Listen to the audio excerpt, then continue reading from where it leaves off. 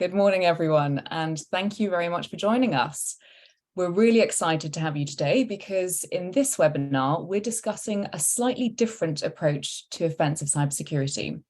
Alongside our clients and network of security leaders, we've developed an offensive maturity model to help you self-identify where you are in your maturity journey and what next steps could be. We've included a copy of this model in the chat function, or will be about to. So please note this is draft 2. It may well be tweaked further, and it also forms page 1 of a much more detailed ebook. You'll receive this in the next few weeks. This model has also not yet been released, so you are having an exclusive access to it today. And of course, we really appreciate and welcome your feedback on it. Now, on the topic of feedback, we are asking some poll questions of you today. We'll be sharing the results almost immediately, and these will be popping up on your screen every now and again. Lastly, this session is for you.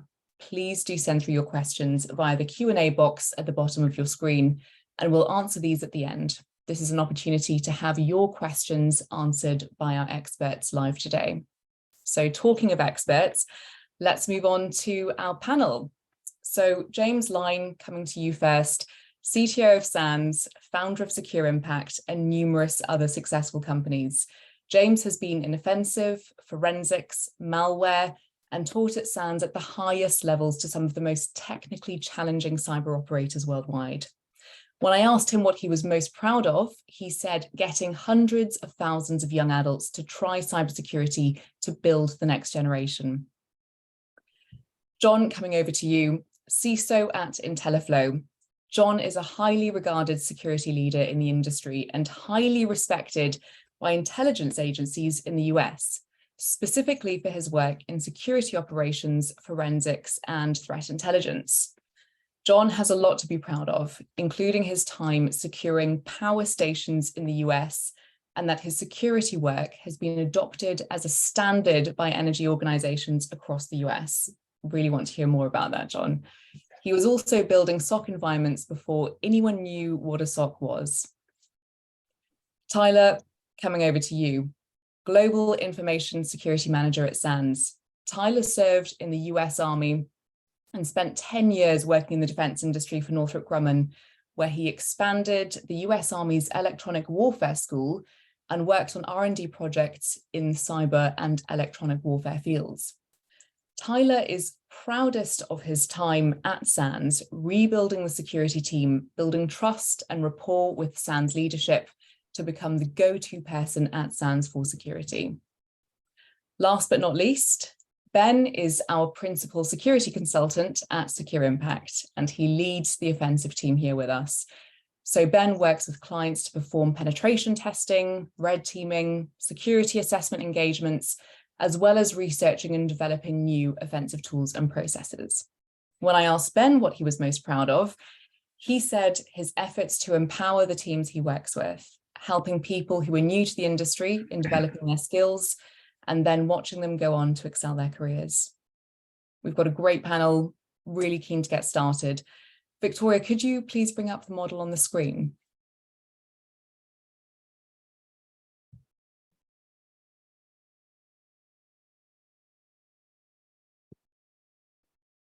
There we are. Brilliant, thank you. So James, coming to you first, please could you give us a high-level overview of what the model is, why we put it together, or asked in another way, what are some of the key industry issues this model aims to help solve? Yeah, for sure. I'll kick us off here, and I'll preface all of this with no model is perfect. Covering every scenario, with a silver bullet, single roadmap of the right way to do security isn't something that works in any part of our industry, be it defensive or offensive. So think of it as a guideline, a tool to think about how you build your own roadmap and how over time you increase your own capabilities, but with some sensible suggestions about how these things stack in maturity. At a high level, the goal of this is to give you a tool that you can use to validate and improve your existing practices. In fact, if you think about the purpose of offensive security generally, it's designed to enable us to keep ourselves honest, right? We do it to look at how we're doing in the basics of cyber hygiene and configuration. Have we missed an asset or something in a corner that we should have known about from an operational perspective? We do it, more progressively later on in our maturity model to understand how our teams, not just our technology, react to certain types of adversarial behavior or threat. We use it as a training tool to make our teams better able to deal with the firefight of an incident, to sharpen up the various people that need to be engaged, to be ready for the real thing. All of us accepting there's no 100% in security, and it's a matter of when, not if, a breach is going to occur. But there are a few challenges here, and I'll very briefly give you a couple of examples of types of discussions I've run into, and then later on we'll dive into this model and some of these examples with my co-panelists here in a lot more depth who have first-hand experience of this. The first one is, I wish I had £1 for every time I was having a conversation with a member of a security team who had been told it's time they did red teaming. And they've heard this term somewhere. Could have come from an executive on a golf course, could have come from a blog, an article, and the idea of strong adversarial testing of your security to simulate real attack is very attractive and very high value at the right time. But you talk to these organizations and you realize they haven't done most of the basics. They haven't done basic asset discovery, basic vulnerability scans to know what their surface area is. They haven't done more targeted penetration testing against their key kind of exposure points and application. And so diving straight into these more advanced models is unlikely to produce the same result, but it's also likely to be a very expensive way to find simple things that can be found with other tools. The other problem I run into frequently is, folks who are a little earlier in this maturity model, doing a few of these practices, and they're stuck at a certain point offensive security value. So, for example, they're running vulnerability scans. Pen testing has become a tick box exercise for them. They do it for more compliance purposes than really trying to get a snapshot of their business at that exact moment in time to understand their operational and technological strengths and weaknesses. The idea here is to reinvigorate that discussion in the breadth of ways offensive helps us improve defensive and incident response capabilities, and to know what pragmatic steps to take next so you don't dive from vulnerability scans into advanced, adversary specific threat simulation, a bit like trying to jump off a building and fly like Superman before you've learned to walk. So those are two extremes that are still very common discussions I find with industry here in 2022. So we're taking a bit of a stance on how you can build up the maturity of offensive over time. And the last thing I'll note here, I'm not going to read the whole model to you. You can all see it. You're all getting a copy in the chat. Each of these types of controls or practice on the right, like red teaming, purple teaming, and threat modeling, in the final version you're receiving, they too have maturity levels. For example, if we take the very first one, static code analysis and dev pipelines, you could do that manually once in a while to sample. You could integrate that into your check-in process so that every time code is submitted, it occurs. You could combine it with automated, black box testing on the pen testing side. So there are levels of maturity to build up on that dimension as well, which is going to make it quite a meaty model, though not as long as the 200-page NIST document. So that the goal is somewhere between the two, detailed and useful, but applicable here. So my hope, as we'll discuss with my co-panelists here, is trying to remove some of the noise in the industry from kind of claims of silver bullet products to get back to focusing on using offensive as a snapshot tool to improve our security processes, how our teams respond, and our technology, and to invoke a discussion where you can think about the right strategy and right way to invest for you and make clearer decisions in how you kind of apply your offensive cybersecurity budget. So that's my super speedy elevator pitch there, Giorgia, on why this is useful. And I'm sure my panelists will have a lot to say on what's right and wrong about it as well. Thanks, James. That's great. So John, just following that, if we could draw from your experience here as a CISO, regarding the whys that James has raised for building this model, how do you see it benefiting security leaders and teams? I think there's a lot of benefit in understanding what each of these items actually do. And a lot of people don't really understand what they are. And vulnerability scanning is one that fascinates me because it's been around for 20 years, but it's talked about an introduction to threat modeling, doing threat analysis and things like that. So the perception of it has changed, and how it's spoken about in the industry has changed over time. But what I've seen that's common is that vulnerability scanning, more or less, is the asset management that model that most people have in, because they haven't actually done any work. What that suggests is that they don't really know what their assets look like. They're unable to quantify where their crown jewels are. And as a consequence, it's really hard to build a security program until you have that as well. And so some of the onus comes back onto getting that guide from the exec as to what is most important and how the business functions, so that you can put these in, and then you can start to build that foundation. So I think that that's the first thing. But what is common is that these things are done more or less to be done as a matter of course. The governance around this and the structure around patching systems that are being brought up from vulnerability scanning varies from organization to organization, varies from the processes in between as well. And so those things in itself make it very difficult to move towards an offensive model too. So, and this is, I've seen this in several organizations that I've been in, where this is basically ground zero, and trying to build on top of this is very much what you're trying to maximize to build from that point of view. Penetration testing at that point should also support the program as to what you're doing there, so that you start to get something that's valuable from the pen test too. And James alluded to it being sometimes an exercise for a compliance reason or an audit reason. It doesn't really work when that's all that it's doing.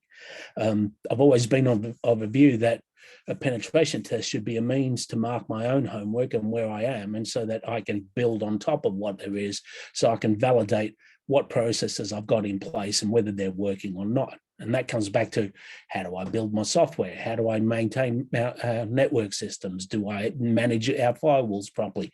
These sorts of things. That's what I'm looking to get from there. So I think all of those things basically feed into looking at things a bit more in depth than just saying, I have to do this, I have to do that. So I don't have to do vulnerability scanning.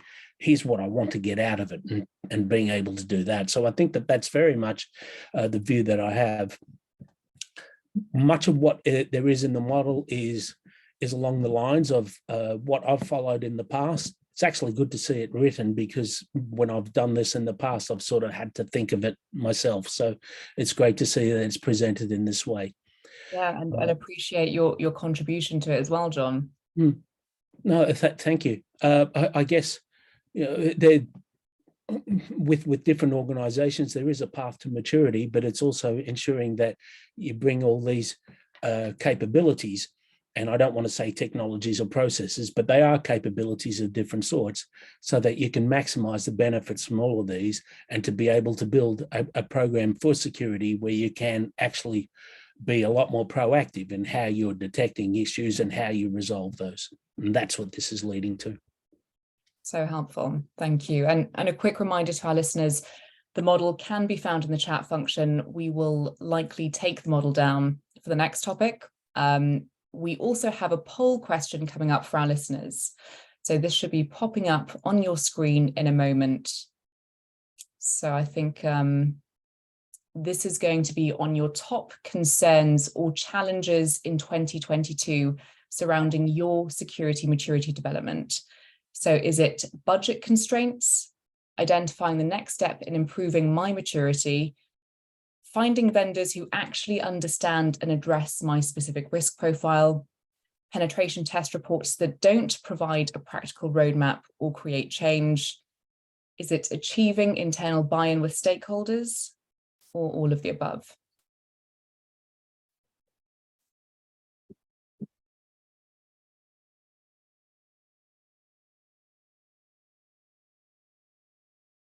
So we'll expect the results through, and we'll share this within the ebook as well as here. So we've got the results coming up here. One of the biggest challenges is in identifying the next step in improving my maturity, and of course, all of the above, always a great option to have there. So we won't have time to look through every level of the model, as James said, but following requests, we're focusing on levels 2 and 3, that's pen testing and red teaming namely, and how you can avoid some of the common mistakes we've seen made here. So Ben, I'm going to come to you. Pen testing obviously features at level 2, but how should security leaders be using them to meaningfully improve their cyber maturity? And how do they know if they're using them correctly? Yeah, I think how not to do a pen test is probably something a lot of these panelists could talk about for hours if we could find people to listen to us. I have seen some things. And we did talk about it a lot internally and when we were getting feedback as well, specifically because pen testing is one of those things that you can try and break down into its subtypes, right? You can start talking about compliance-driven pen tests that are driven by customer requirements. The type of pen tests where people actually want to know what's wrong with something is the less common type, but we do see them from time to time. And the issue with that, when we were making the model that we saw, is we didn't really want to approach it in a way that we said compliance pen testing was even really a thing, because to us, compliance is a driver for getting a pen test, right? It's a reason for initiating one.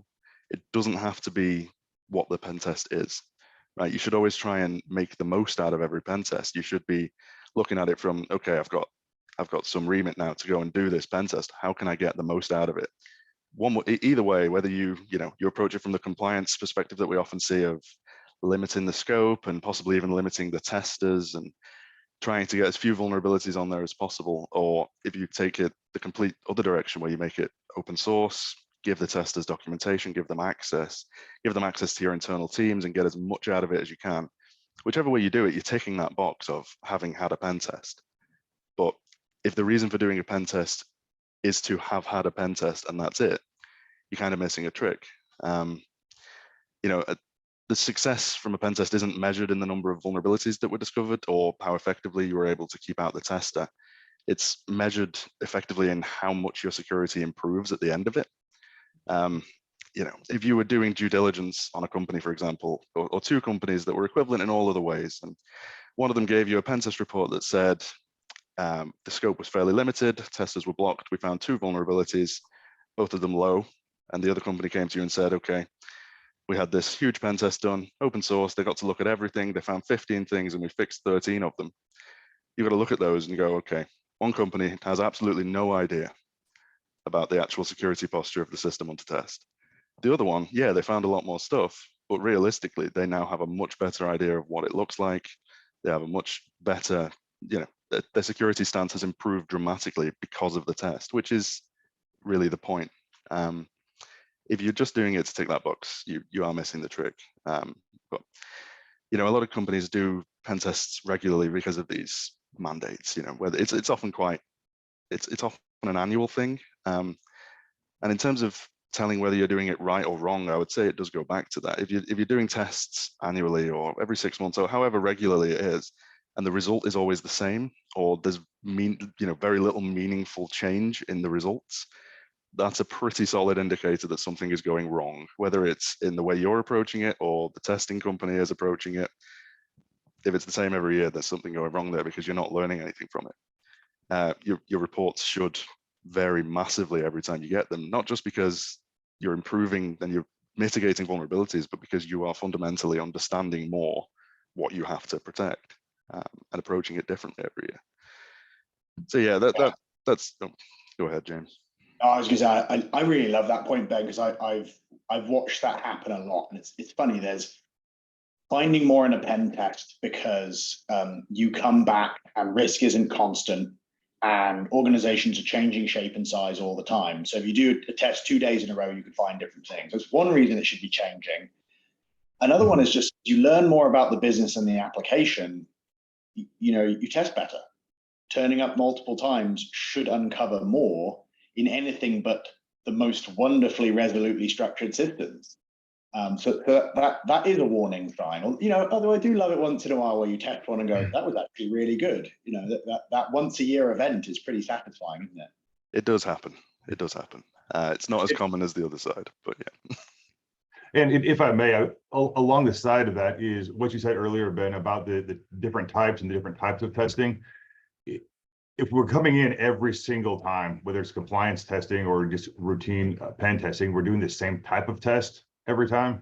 It's the same team doing the same thing and nothing's changing, right? I mean, you would kind of expect the results to stay the same because the scope hasn't changed. So like you were saying before, group A or company A who has a very small, very blocked pen test versus company B who's wide open, that pen test should change and reflect some of that. If you go through and the first test is very minimal, you get those two things, you get them fixed, expand that scope, right? Start looking at the other things you could be testing, other ways you could be testing, think adversarial, I guess, think offensively. Yeah, I think that's exactly it. And I mean, it's about remembering what a pen test is at the end of the day, because it's not just a tick in the box, and it's also not to replicate advanced attackers. That's when you start getting into red team territory. The point of a pen test is to properly understand the system under test, to discover as much wrong with it as you can, put that into context, and then improve it. That's the point. And if you aren't achieving that for whatever reason, then you need to kind of reassess your approach to it and the company that you're working with's approach to it as well. Thanks, Ben. Now, Tyler, you've made some comments there. I'm keen to hear a little bit more from you. You lead a security team. Yes.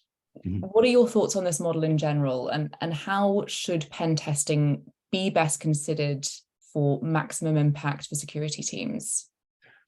So I guess there's a couple of thoughts that come to mind here. So first of all, I think the model is great. It's a great way to, I guess, systematize offensive security throughout the entire organization.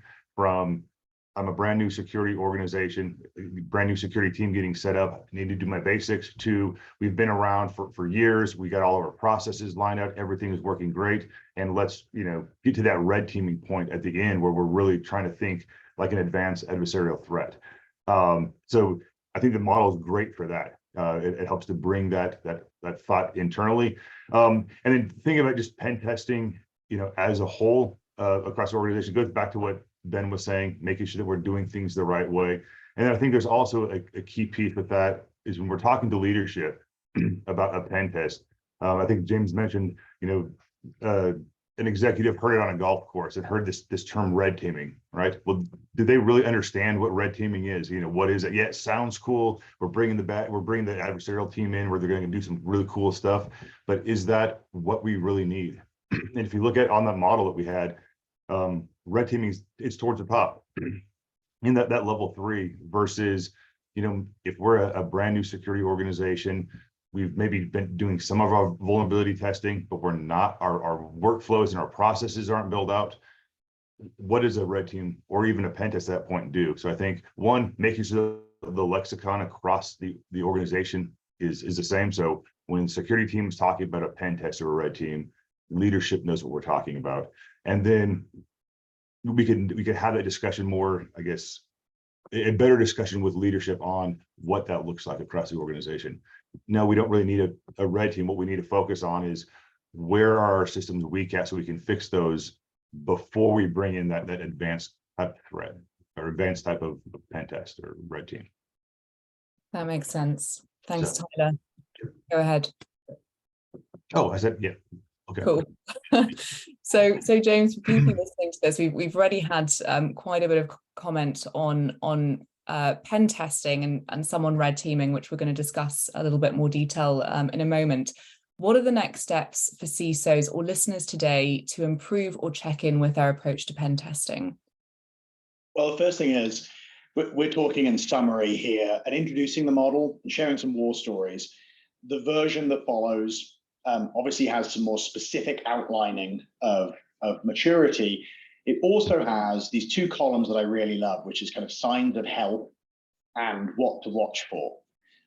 So go grab that as it's sent out in the follow-up to this and go through the what to watch for. Just ask a question or two of your team. Ooh, do we do that? And some of them, you read and kind of go, oh, no one sane in security would ever do that. And then you go talk to folks and realize that for very good reasons of time or budget pressure or whatever else, you are totally guilty of those things. So take those checklists and go just ask them questions and talk about how you might be able to up those levels of maturity. That would be a great place to start. I think more in the macro, this is a great time to step back and think about why you do offensive and the different types of offensive you are doing and should do. Again, there's some prompts to that in this longer version of the document. So you can think about why red teaming matters to you versus pen testing, or why you might want purple team, for example. It's really easy to get in the rut of doing what you do. I mean, security is unrelenting, sometimes thankless. There's always 110%. Doesn't matter how well staffed the team is, there's always too much going on. It's really easy to not step back and ask the question, why? And I bet as you go through this, you'll find some stuff you don't get a lot of value from, you could change. Some stuff that is okay, that could be great with a few tweaks. And I think, our audience as well is fairly attuned to that way of thinking. And that's why I'm hoping this model is going to be valuable to them. And I'm hoping that people are going to come back and violently argue over some parts of it they don't like, so we can improve it and release a new version. Looking again at those poll results, most folks are saying, I need to figure out what the next step in my maturity cycle is, and I need to find, vendors that will, invest in understanding that and helping me do it. Not, oh, I'm unprepared to spend the money, or, I'm uninterested in doing this. So I'd look at that document and sit down and give yourself half an hour and reflect on those use cases. And if you're still left with some questions, turn up at one of our events sometime. You can talk to us, but frankly, to talk to other people. John is always very vocal, has a lot of experience, and others like him. Throw it around with a few of your peers and see if you can find a path ahead. Thanks, James. I'm going to do a really quick reminder to our listeners to send through any questions, and then I think it's time to move on to level 3 of the model, following on from the comments we've had from Tyler already on red teaming. I'm going to come back to you, James, on this. We often hear you say purple is the new red. What do you mean by that? And how should businesses be using red teaming to improve their maturity? Yeah. So I know it's a terrible cliche, but I really stand by it. There are reasons you pen test or do offensive work to kind of understand your exposure. Some of the earlier maturity levels, you're honesty checking your systems, your scans, your blue team. You kind of go, oh, is there a server under a desk I didn't think about? Or has that application really been patched? Or are my configurations really holding true? But there isn't much of a feedback cycle, right? You kind of give a report and the kind of blue team go, that's interesting. Hopefully it's not one of those terrible reports where it's like 40 pages of unusable nonsense don't prioritize. And it's like, okay, I could do these top 5 things and actually improve things. When you move through maturity a bit more, you move to, will my team be able to detect attacks, right? If you buy into some version of, cyber kill chain or threat chains, whichever vendor version you pick, but the notion that there are multiple stages of an attack, you want to break it as early as possible, but often we break it, 2, 3, 4 steps in the environment, not upfront proactively.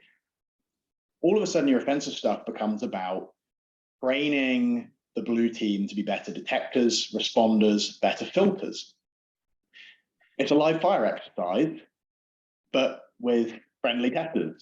And red teaming is incredibly valuable for understanding, how your team would react to a skilled adversary.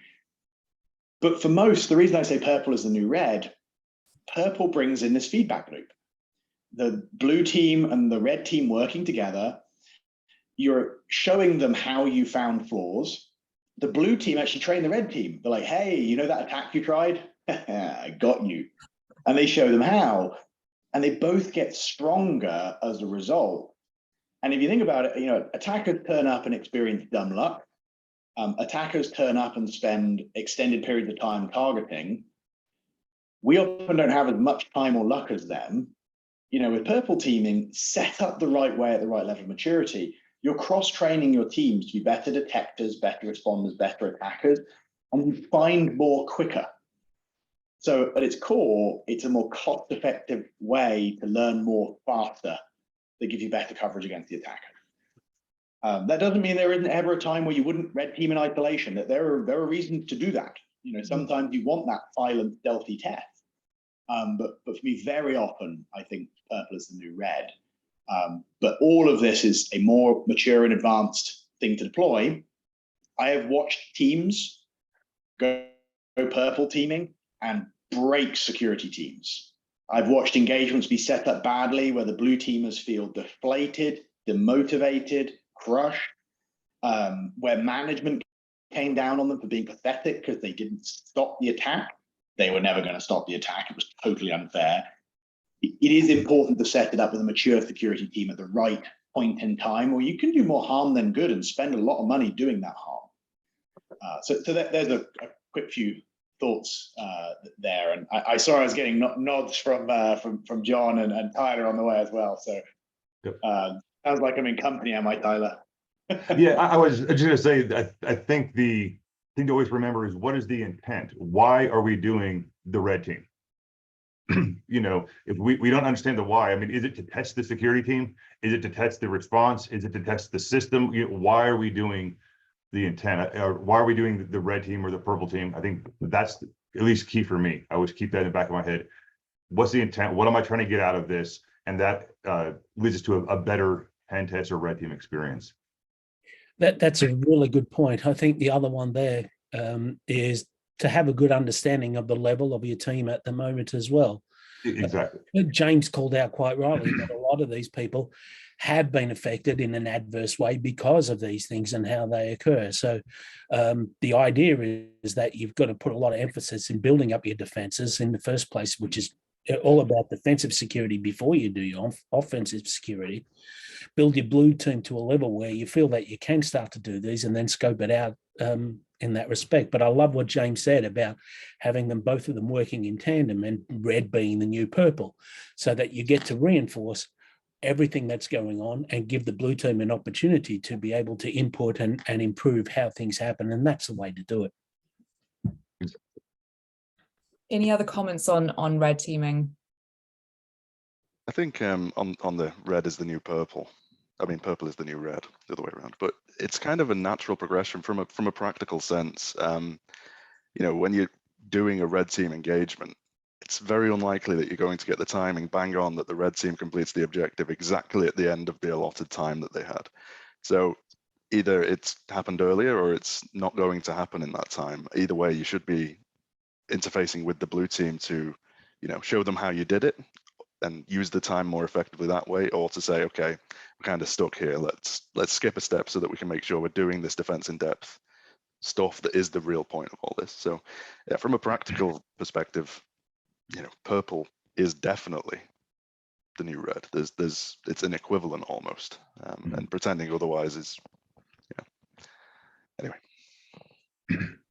Thanks, Ben. Okay, I think we've got another poll question coming up. It's shifting the conversation slightly. We'll be asking you, looking at the cyber maturity model, and based on the conversation we've had today, can you identify which level you're at as an organization? So we've got 1 through to 4, or unsure. And just a reminder here that, of course, this is essentially page 1 that you're looking at of a much more detailed ebook with very different levels for maturity for each one of the levels and the breakdowns within them. So it's going to be much more detailed.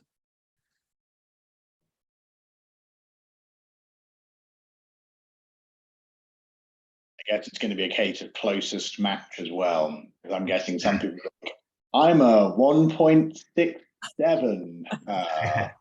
It's probably a little easier when you get to the ebook version, all the different maturity levels to be specific, but good to get a sense. Yeah, so we've got fairly even spread between levels 1 and levels 2, 20% level 3, 20% unsure. Again, prime time to ask questions, folks. Okay, so James, the whole purpose of this model, as you've said, is for listeners and the community to use it as a tool when deciding the next steps in their security strategy.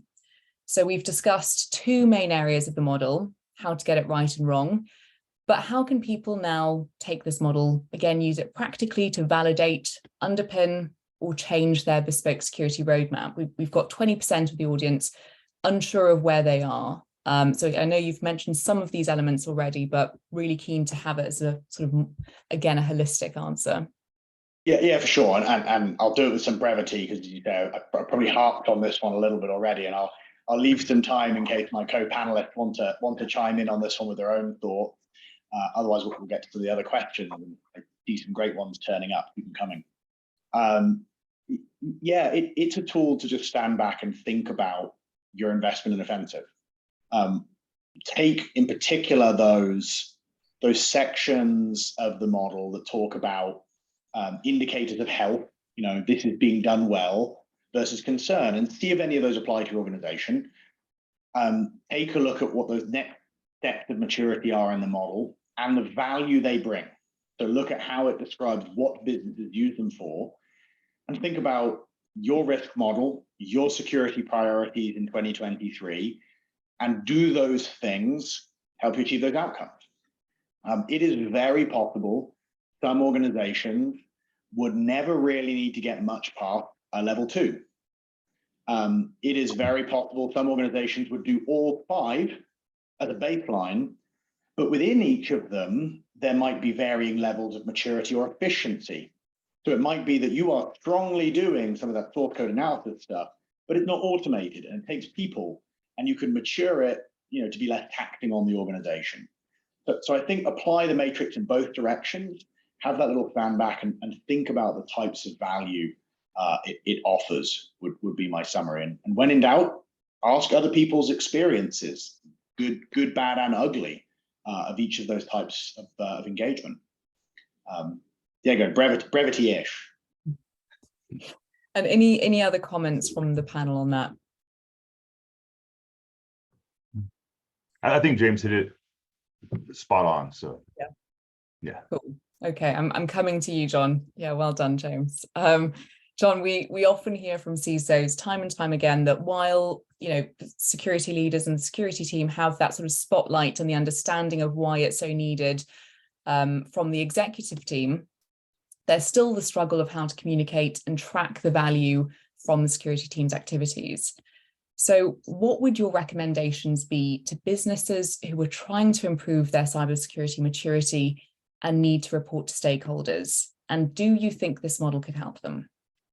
I think it can help provide a lot of information as to what you need to report, but I also think that there's context that you have to provide for it as well. Telling the board, for example, how many vulnerabilities you've had in the last month and how many you've patched doesn't sound like a metric that's very useful for me. I'm more concerned as to what the program is doing, how quickly we're able to do that, how quickly we respond, which are all things that relate to an offensive view rather than just performing a task for the sake of performing a task. So the sorts of things that you would report to a board need to get away from fundamentals which have been done in the past, such as the vulnerability example that I've given, how many password resets the service desk has done, that sort of thing, and to have it more meaningful as to the sorts of things that you should relate, because what you're trying to show is that your program is an organism, effectively. It's something that's working all together. There's a whole lot of different parts to it. You're helping it to grow, you're helping it to mature, but also you've got the ability to be able to identify things that are important to the business, relate that back to the business, be able to input within the risk appetite that's defined within the board, and to be able to represent that in a visual sort of way. Ultimately, to be able to say, here is my program, here is what I'm doing, here's how it works.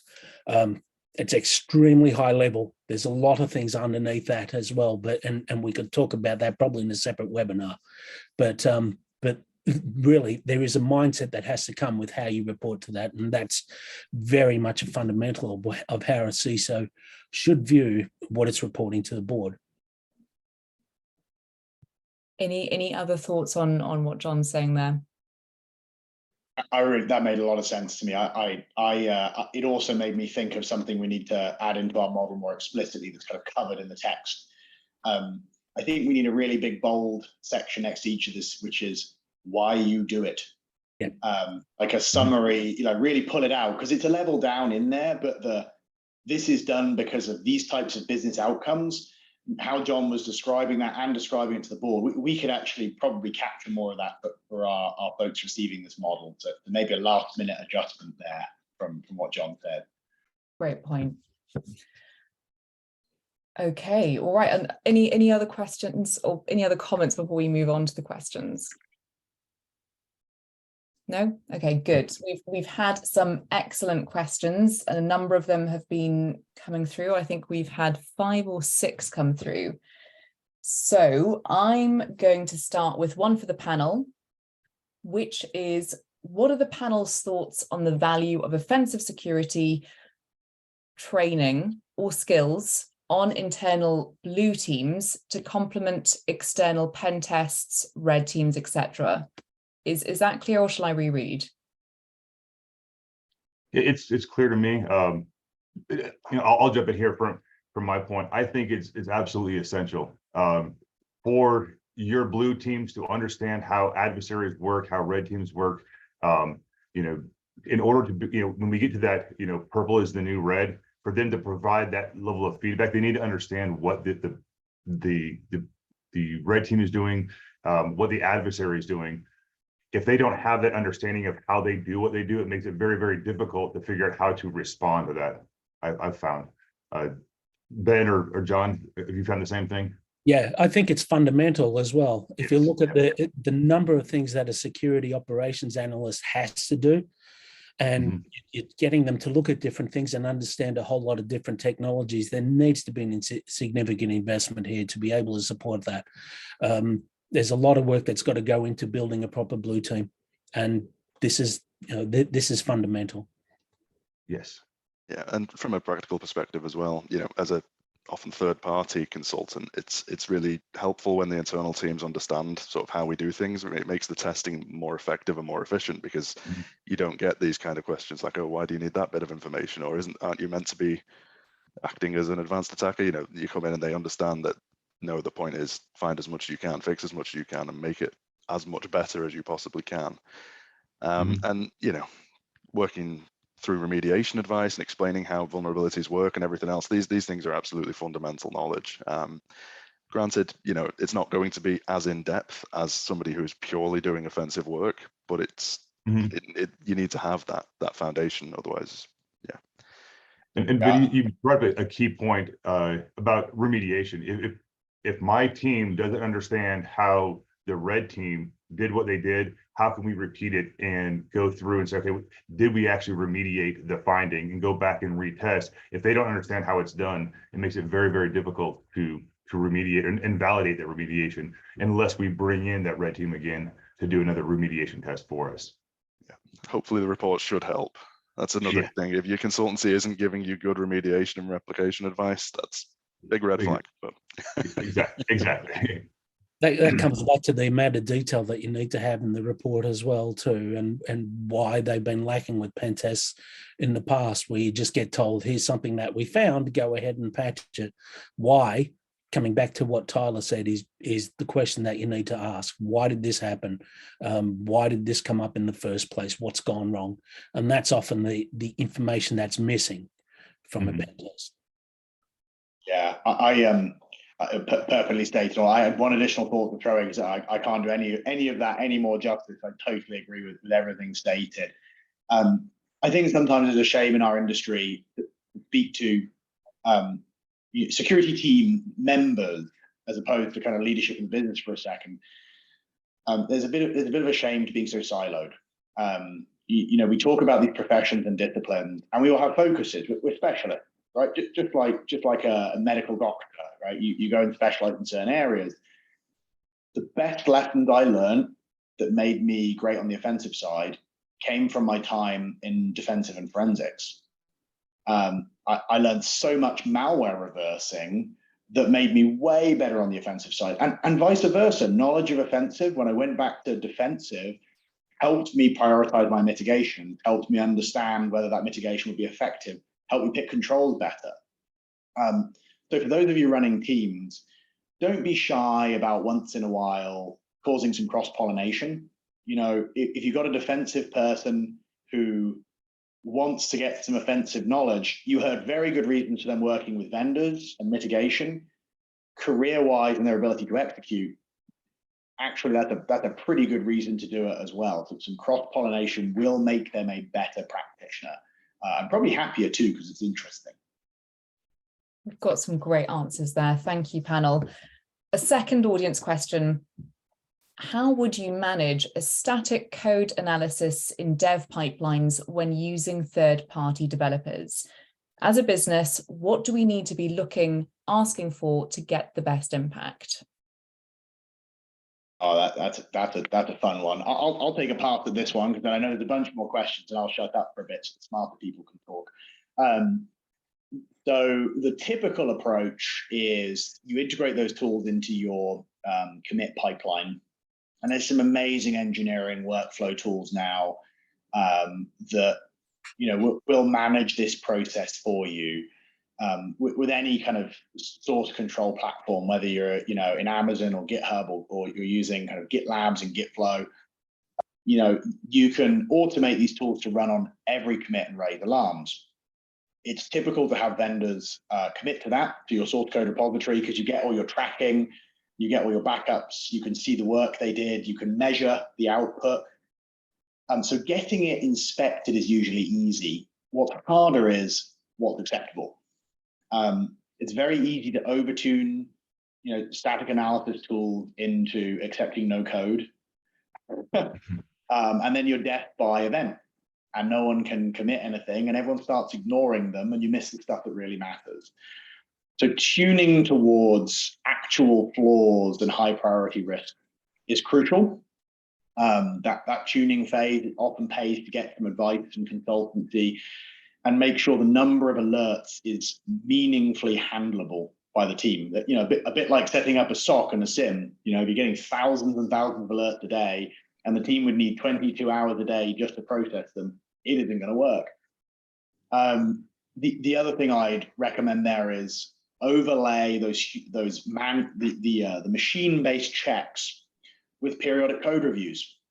Make sure your engineers are doing peer code review once in a while and sampling to look for bad behaviors. It's easy to write compliant code that is bad. And machines have come a long way, but that human touch is pretty important. And if you're not sure all the stuff is working, do a crystal box. That's a pen test where you get the code and you get to pen test it, look at it side by side. And if someone like Ben comes along and goes, ooh, I wouldn't have written it like that. Let me show you why. So just do an honesty check and do a crystal box once in a while would be a good way to figure out that stuff is working. There's some quick thoughts and I will be quiet again. I would just say with that, we've had great success with crystal box testing on a couple of reasons. One, just finding stuff, because pen testers it's wide open to them. They see the code, they see the system, that they can actually type both. But then in addition, it helps to start, as I said before, systematizing this whole process within the team.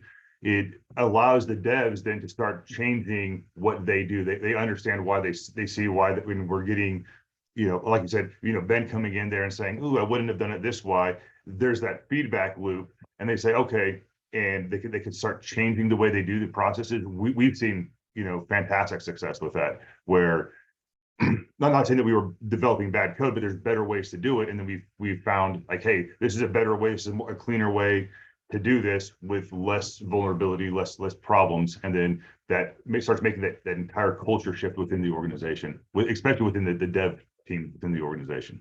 Yeah, it's a great thing to do. It's one of the things that fascinates me is the similarity from the amount of noise that you get, the number of red things that come up when you're trying to look at fixing code, and how similar that is to the environment that I originally come from, which is building security operations environments, and trying to manage the noise. What James said is absolutely right. You can get despondent when there is so much, and Crystal Box allows a good place to focus and to be able to reduce that in a hurry as well. It's a great thing to do. Much more efficient as well from a pen Yeah. tester's perspective. Yes. So Yeah, much more absolutely. efficient. Yeah. You just You get, save a lot of money, you find more quicker. Yes. it's remarkable. And you still see people push back. I'd say it's probably 50% of the people I suggest this to go for it because they go, whoa, you want to see the code? That's a little bit. But the truth is, it's not because we're trying to do anything frightening. It's just because we want to give you as much value as possible, and that's the best way of doing it. Even if we don't end up needing it, which sometimes happens, not often, but sometimes. It's great to have it because it just saves so much time enumerating things and trying to figure out why that bit of functionality is weird, and you can just look at it and go, that's why. And What goes back to what I said before is, what's the intent? Why are you doing it? Are you doing it to test the security of the code from the outside in, or are you doing it to test the code, the vulnerability and the weaknesses within the code itself? If that's what you're testing, then Crystal Box, in my opinion, Crystal Box is the way to go. Give the pen testers everything they need to break it, so to speak. Find every possible bad way to break it so you can get it fixed. If you're trying to say, okay, it's done, we want to test it from the outside in, can people get in from the outside? Completely different type of test. Thanks all, some really great points. Now, I think we've got time for just about one more question before we do a final roundup. So this is again aimed at the whole panel. Does the panel see cybersecurity certifications, e.g. Cyber Essentials Plus, as a useful exercise for an organization currently sitting between level 1 and 2 on the maturity model?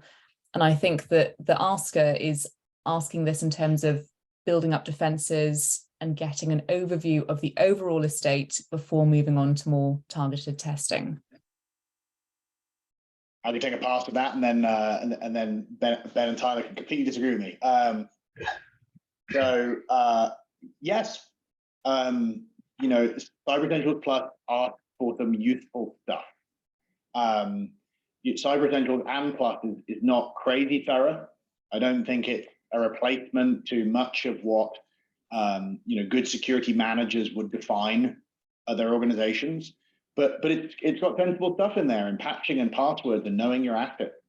And I think doing those things competently is really important before you move into more advanced forms of pen testing, more advanced forms of offensive, sorry. Because otherwise, you're just paying for someone to find the flaws that there will be. It's a really expensive way to find a new asset compared to business process or other tools. So yeah, I would say it helps. I would certainly not stop there and say, right, I've done Cyber Essentials Plus, my risk model is complete, I'm good. You don't want false confidence from it, but it has some sensible hygiene stuff, which I don't think is going to hurt. So yeah, over to my co-panelists for thoughts there, including violent rejection of the notion.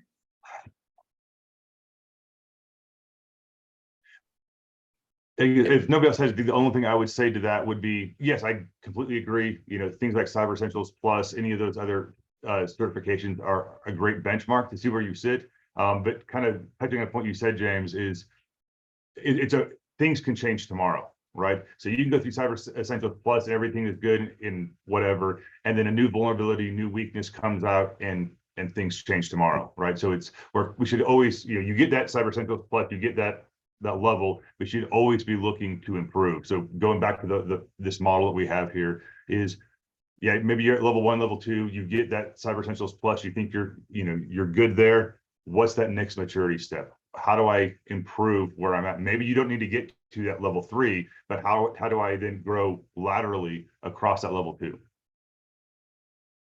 Thanks, all. I think we're going to try and squeeze in a final question. So this is it better to build blue team first, then your red, then go on to purple? I mean, broadly, yeah, start with blue team. That's the most crucial. You're going to need that. Some businesses definitely don't need a red team. They need people to turn up and play that role with their blue team. So in some respect, it could be a little bit like blue to purple for some. Others would want to build up that capability depending on their size and scale. If you're a Northrop Grumman, you're significantly sized, you're attacked with target, yeah, you're going to want that in-house capability. So a little, it depends, but I would strongly go with, build blue and use this model and these resources to help blue be better. That's really why all this defensive stuff exists. Some of this blue stuff you're going to be building from day one anyway. You just won't know it until you sit down and actually say, here's your blue team, here's what I'm doing, here's what I need to do from a defensive point of view. And then suddenly you're putting some structure around it. So that's the bit that's going to happen. As you get to that, you're going to look at different ways where you can input and how you can test that capability and start to build from there. But I think you'll find if you're building an environment from scratch, you'll be doing that from day one. It's a great point. Excellent. Well, thank you so much to everyone that asked questions. Thank you to our panelists for answering.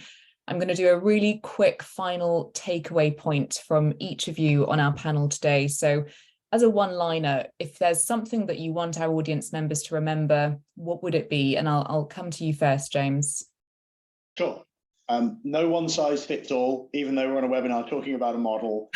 Use it, think about the decisions that make sense for your business, your next step of maturity, and don't boil the ocean and do it all at once. And don't sit at the other end of the spectrum and do what you've always done.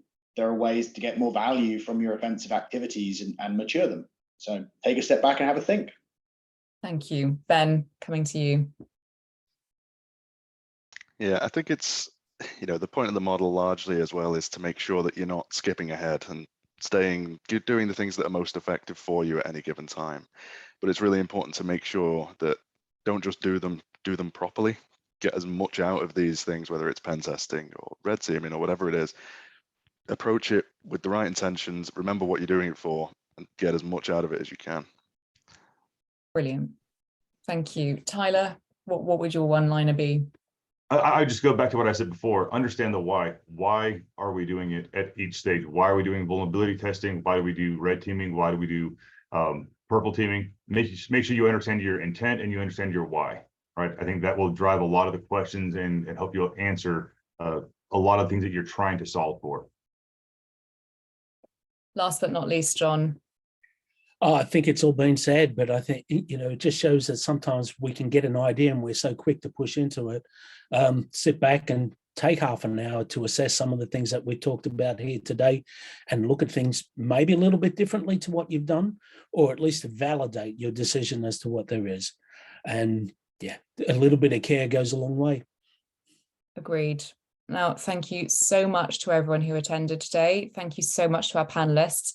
A reminder, you'll receive a link to the recording, and we'll also be sending out the ebook in a more detailed version to everyone. Please fill in the follow-up survey. It's going to take just about 30 seconds. Your feedback is so appreciated.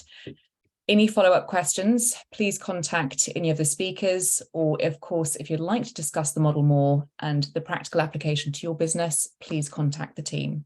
Have an excellent day ahead. Thanks again for joining.